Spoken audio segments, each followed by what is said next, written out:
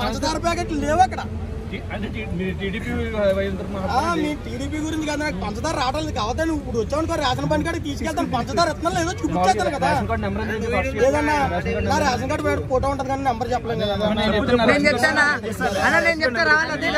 ఒక్క నిమిషం అందరూ వాళ్ళిద్దరు ఏదో బయట మాట్లాడుకుంటున్నారు. చెప్పనా రేషన్ కార్డు ఎవరెవరు చెప్తారన్నారు గొడవ ఒకసారి చేతులు ఎత్తండి.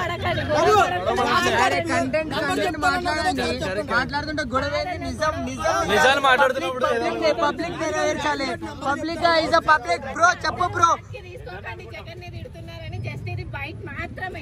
ఇది చెప్పు మళ్ళీ ఒకసారి చెప్పు.